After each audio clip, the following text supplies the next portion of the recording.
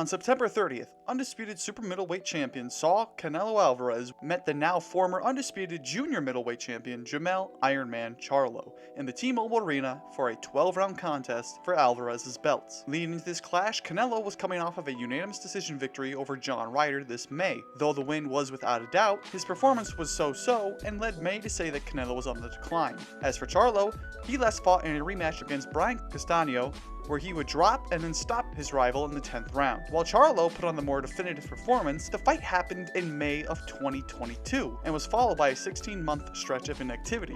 As for Canelo, many were expecting the redheaded Mexican to stay under the promotional umbrella of Matchroom, but instead would shake things up by moving over to the PBC, where his clash with Charlo would kick off a 3-fight $100 million deal. I couldn't see a way for Charlo to win this fight. That is, actually winning, not just making it to the final bell. Though Charlo has Canelo beat by 2.5 inches of reach and stands over him by a solid 4 inches, the man hasn't fought in 16 months, and is coming off of his own hand injury. Not only that, but he is also making his debut at super middleweight, 2 weight divisions above where he's been fighting for 6.5 years. But he couldn't be completely counted out, as he possesses his own respectable ring IQ and a nasty left hook. However, for every advantage Charlo has, Canelo has a counter. Alvarez has fought nearly 220 more rounds than Charlo, and Alvarez has plenty of power as he has more KO wins than Charlo has fights. While being taller and longer is nice on paper, those advantages have not proven useful for previous Canelo opponents. Triple G continues to throw. Plant, Guard by Plant, and then Smith, Rounds ago, I've never seen Canelo dance either. He's feeling light on his feet. and Kovalev Kovalev's not even committing to it. Here it is. Kovalev's hurt. Kovalev's down. Kovalev's out. It's over. all had more range to strike from than Alvarez, and yet they were all defeated. Canelo is too good at taking away that advantage. That said, Dimitri Bivol proved to the world that with the right application and adjustments, Canelo can be neutralized. So, would Charlo shock the world by outdoing the Mexican superstar in his own weight class? Or would Canelo cause the Iron Man to melt under pressure?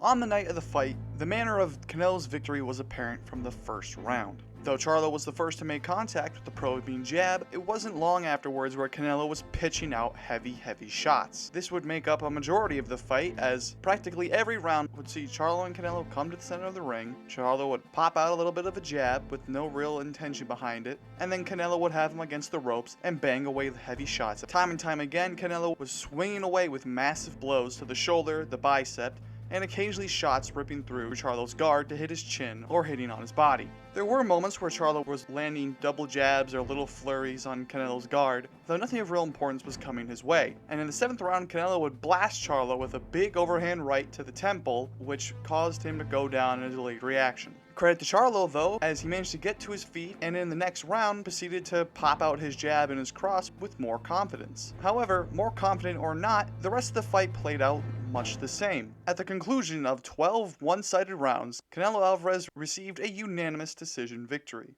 But what did I think of the fight? Yes, Canelo put on a great performance. He beat the man across the ring from him, and he did a bang-up job doing so, as Charlo never gained any sort of momentum. That said, I'm not going to sit here and call it a pound-for-pound great performance, nor am I going to call it a great performance, an A-plus performance. I'm probably going to call it a B-plus performance, because as good as it wasn't against a guy of the same caliber. Again, Charlo came up 14 pounds. Again, Charlo was coming off 16 months of inactivity, as well as a hand injury. I'm not going to sit here and give Canelo all sorts of credit for beating up on a guy 2 weight classes below him who hasn't fought since May of last year. But in regards of what should happen moving forward for the two of them,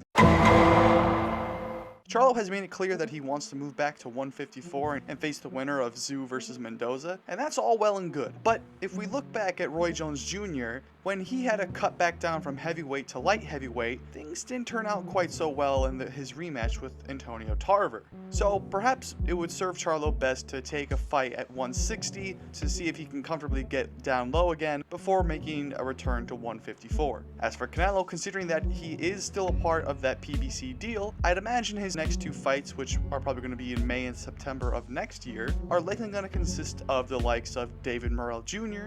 and David Benavidez. I imagine the less experienced David Morrell would be the first opponent in May, as he is currently the WBA regular 168 champion. And assuming a Canelo win, then he would face off against David Benavidez in September of 2024. So yeah, that's about it.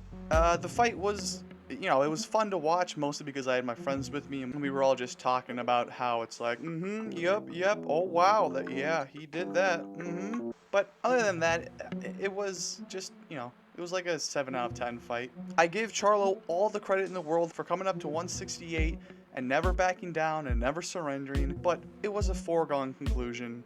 And honestly, Canelo should have had him out of there in the same round, if not the following round after he got that knockdown. But those are just my thoughts, and I'm open to hearing yours. So feel free to leave them in the comments below. And until next time, things are looking up because we just got the news that Fury Usyk is signed, and even though I don't buy it for a gosh darn second, it's exciting.